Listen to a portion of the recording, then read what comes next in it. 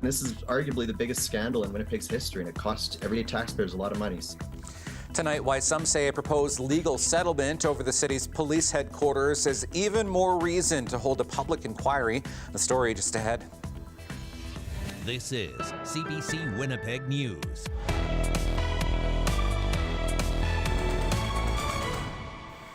Thanks for joining us tonight. Former Winnipeg Mayor Brian Bowman is weighing in on the proposed settlement of the city's lawsuits over its police headquarters. As Bartley Kivas reports, Bowman says the settlement only increases the need for a public inquiry.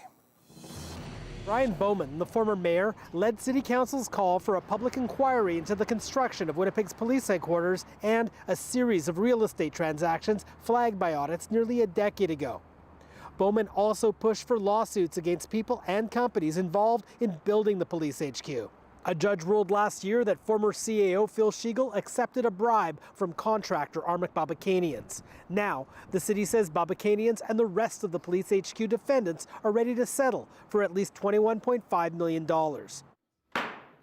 Council is poised to approve the deal next week. Bowman won't weigh in on that decision, but he did make a statement.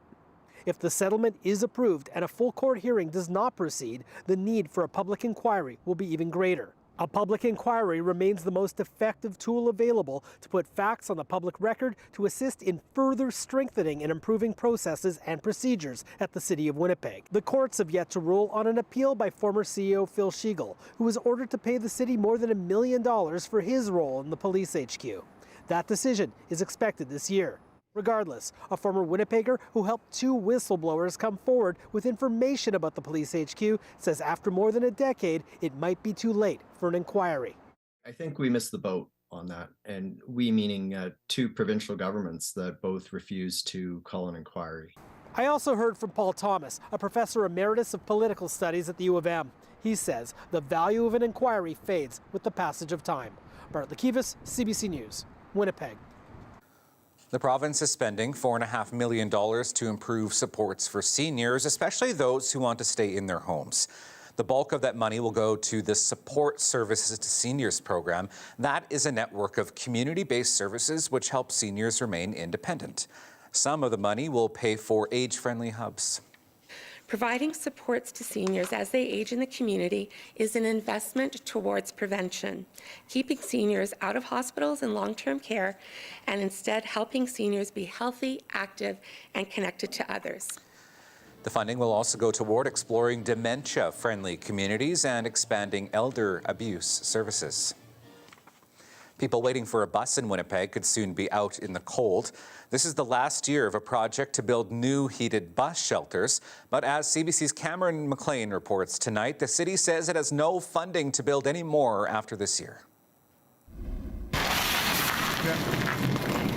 Out here in Amber Trails, there are no bus shelters.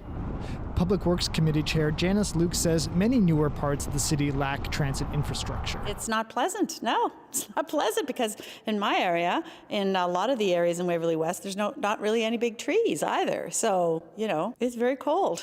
A 4-year project to build new heated bus shelters ends this year. Transit officials told the Public Works Committee yesterday they had to cut the number of shelters down from 55 to 35. As for unheated bus shelters, there is no money to build more of those either. Part of the reason why the city can't add more bus shelters is because it can't keep up with repairs to the ones that it has. Most of the glass is missing from this bus shack on Portage Avenue, and the city says suppliers don't have materials to replace them. Transit advocates like Kyle Owens say the city needs to invest in things like bus shelters if it wants to attract more riders. We're looking at new developments across the city where we have very, very low access to transit. And this city says, well, why should we expand bus shelters? Why should we expand routes? Nobody there uses transit. Well, it's because service is terrible. Some city councillors plan to push the city to require developers to build bus shelters in new neighborhoods. The city plans to update those rules later this year. Cameron McLean, CBC News, Winnipeg. A pilot project is bringing addiction services to 3 rural communities that are served by Prairie Mountain Health in Western Manitoba. Mobile Rapid Access to Addiction Medicine, or RAM clinics, are being held periodically in West Quissippic, First Nation, Russell and Verdon. The clinics allow people to get medical help and access to resources closer to home. Because this is a pilot project, we wanted to trial 3 different types of locations to see where the need might be. It certainly also depended on where we had staffing, where we had physicians. The closest RAM clinic to those in Westman is in Brandon. There are hopes the program will eventually expand to other rural communities. Students at an elementary school in the King Edward neighborhood weren't in their classrooms today, but it wasn't because of snow or cold weather. Students at Stevenson Britannia School on Silver Avenue were moved to other schools and community clubs nearby because of a skunk. A note on the door of the school said there were challenges getting the animal out of the school's crawl space, and the smell of that skunk had been getting worse. One skunk was live trapped and released today. The school hopes to resume classes in the building on Monday, depending on the smell. Well, a very special dream came true this weekend. A young Manitoba girl spent her Saturday chatting with her idol, Dolly Parton, and it was all thanks to the Dream Factory, which makes dreams come true for kids who are suffering from a life-threatening illness. I will always love you. I will always love you. Dream Kid Fallon came here from Ukraine when she was adopted by a Manitoba family. She has end-stage kidney disease and is on dialysis daily. The 13-year-old got to spend some time over the weekend chatting with Dolly about her songwriting, what's happening in Dollywood, and of course, got to hear her sing. All right, let's take a look at downtown Winnipeg tonight. It was a nice sunny day in southern Manitoba today. Still a bit of snow in the north, though. Tomorrow is looking a lot windier, though. Meteorologist John Sauder has the details with his forecast up next.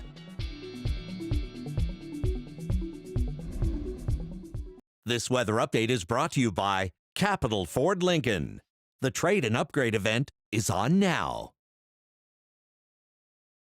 Well, certainly a windy Thursday afternoon here in the Red River Valley. Winds gusting 40 to 50 kilometers per hour, and with a temperature in the afternoon only around -9. It was a chilly day.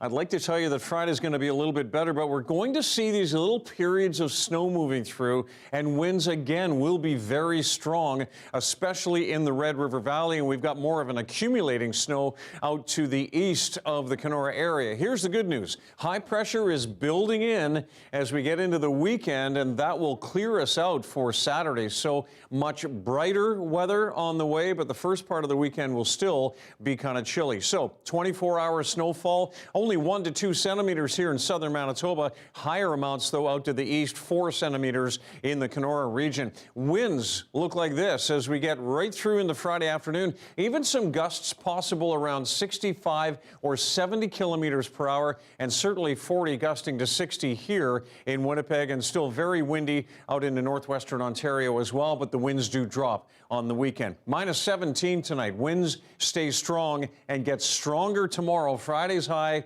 just -10, and some of this is going to be blowing snow in open areas. And then as we get into the weekend, we're looking at warming up, our weather warming up on Sunday to -2 all the way to plus values by mid next week. All right, thank you, John. That is your late news for this Thursday. Thank you for being with us tonight. We are back again to wrap up the week tomorrow at 6 and 11. Have a great night.